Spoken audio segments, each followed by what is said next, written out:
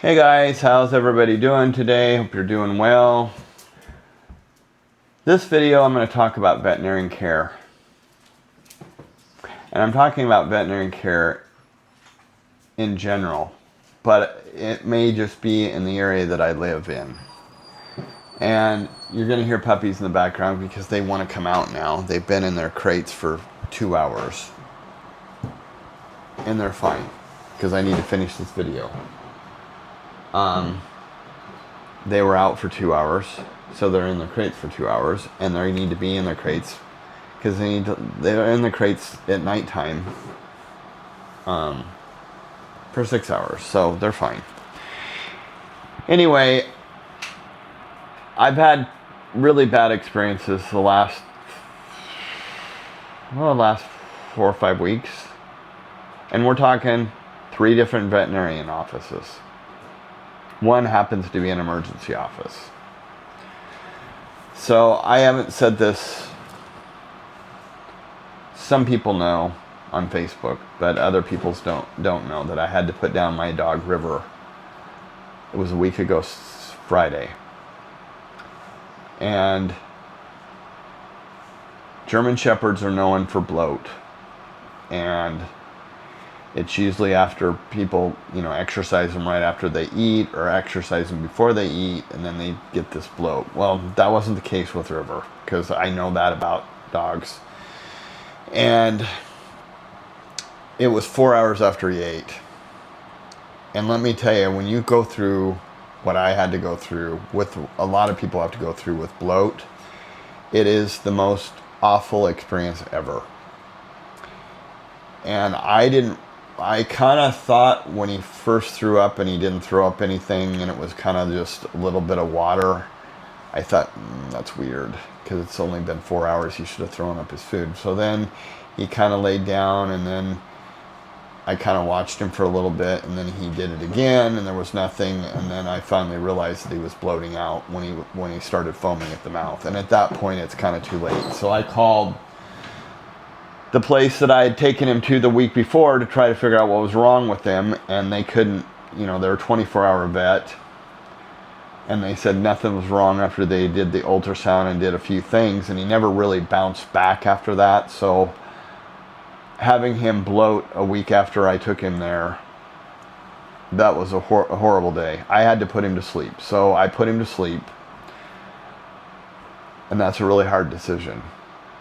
But the way he's gone through other surgeries and gotten sick and never really bounced back, and then had infection after infection, and then finding out that he had an issue with his organs 2 years prior to that, I had another vet look at it and said, well, that's not the case. But I don't know who to believe anymore, because it was interesting after they did the ultrasound on him the week before, but the questions that I asked them, he didn't have the answers for it, and he just did an ultrasound, and he should have had the answers. And it's very disturbing when he comes back to me, when I ask him before we did the ultrasound, what is the best thing to find out if he's got a blockage or something going on? And that was the week before. And he said, well, ultrasound's going to give you the most information you need. Okay, let's just do that. Then he comes back to me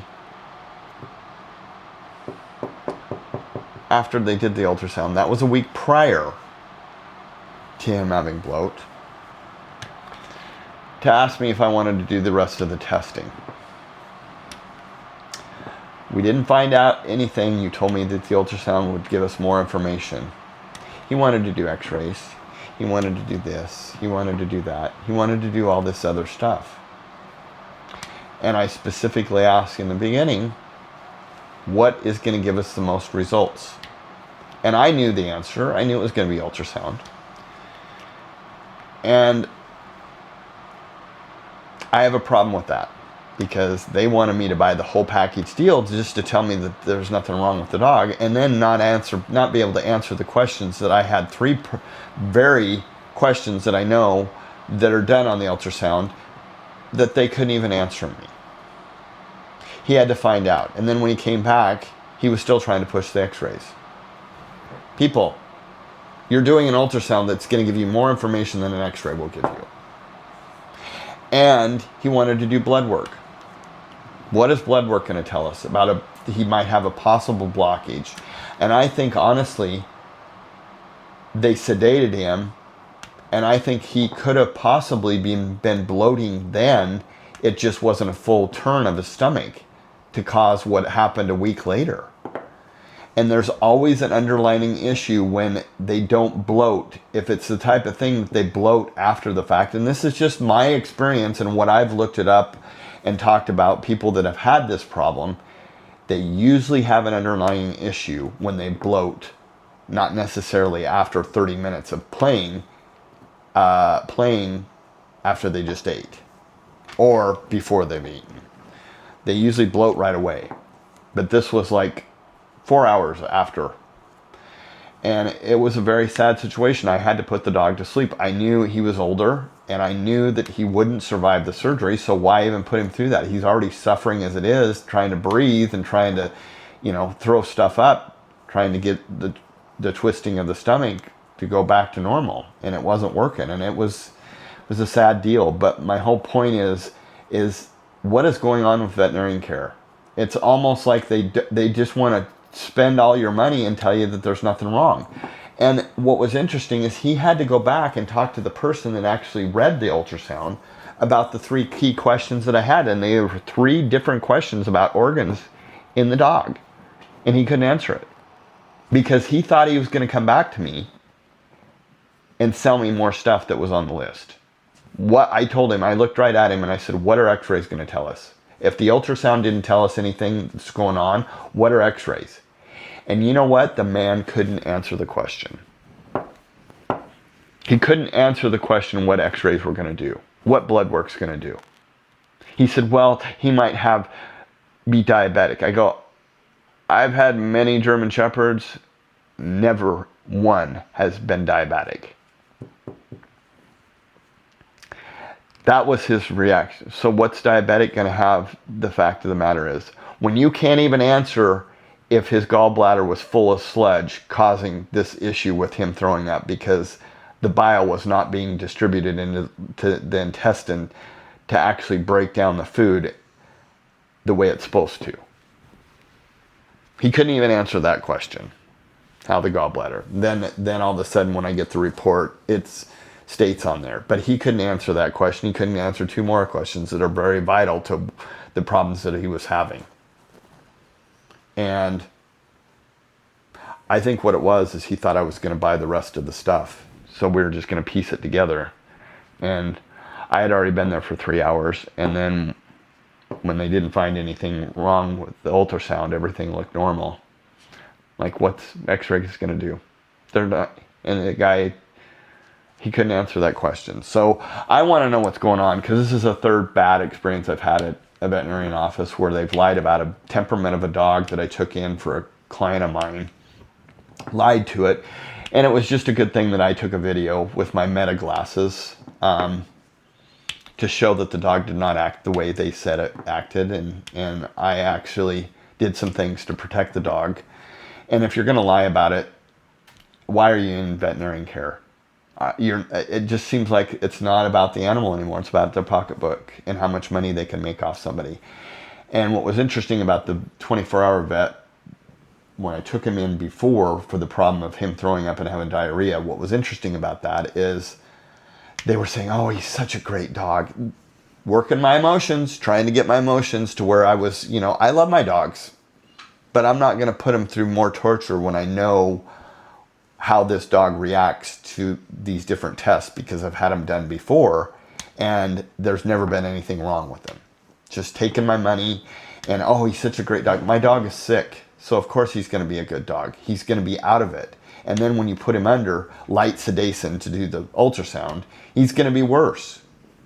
Not worse, meaning behavior-wise, he's going to just be totally out of it because he doesn't take well to sedation. And that's what I told him. I said, if you don't have to do it, if he's so good, why would you have to sedate him? Well, it was just the cost. And they wanted more money out of me. And I'm not trying to say, but I just want to know what's going on. I know other people have had this experience with other vets. It just seems like the corporate world is buying out all these veterinarian hospitals, these little ones that actually did right by the animal.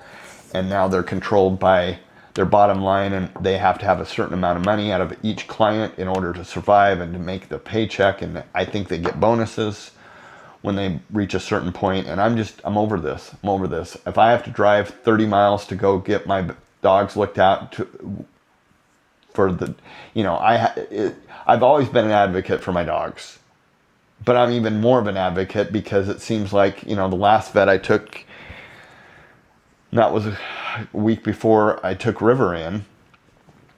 I had to take Aspen in and I just wanted them to look deep into the ear. I couldn't see deep down there, and I don't have the scope to look down in the ears. And it was a shit show. The doctor came in and tried to sell me, oh, your dog's got allergies. She's licking her paws. Then I told the vet tech, I said, show me this. They wanted to sedate my dog to do an ear and a clean out and do that. And I said, why? More money. More money. I said, no. I said, you know what you're going to do? Is you're going to bring the vet tech in here, clean her ears in here, and put the stuff that I bought, and I'll hold the dog. And they did it, and she was fine. But the whole reason I took him in is because I didn't have the scope to look deep down to see if she had an ear infection deep down. And I don't think the doctor even did that. I don't even think the doctor examined it. I think it was all from the vet tech doing her vitals and all that other stuff on that situation. So you tell me in the comments, have you guys had any issues with your dogs? I know I have subscribers and people that watch my videos. If you're having the same issue with the vet, it just seems like they have a big long list that you need to do, and they try to work your emotions, see if you're a good pet owner, and see if you're going to buy all the crap that they want to do. And it's just like that vet with Aspen's ears. She said she had allergies. Well, she's licking her paw. Well, yeah, so I had the vet tech show me, and guess what? One paw had a little bit of a red mark on it, and it looked like maybe she might have stepped on something, and maybe, it irritated it. But she doesn't have, all dogs, some have allergies during different times of the year. But yeah, she wanted me to put her on this Abaquil, which doesn't work. It works for a little while, but it's hard on the liver, and it's not good for them. She wanted me to put this and that and all this other. I'm like, no. We just need to get her ears cleaned out and get the solution put in, and she'll be fine. But she doesn't have allergies. Because I had the vet tech, I said, show me. That was the only little place on one of the paws. All the other paws were clean. They weren't infected. She hadn't been licking them. So I was lied to again. And this is why I just don't, these doctors are just in it just to sell all the stuff and not have any results and trying to fix the problem. And it's like, is this happening in your area? Is this happening with your vet? Were they bought out by these big corporations and they just have to just charge you for every little thing and not do right by the dog? I don't know. Let me know in the comments. That's why I came on here. I want to talk about my experience. And it hasn't just been one vet. It's been the last 3 vets I've been to in the last month and a half. So let me know in the comments. Thanks for watching. I'll see you in the next one.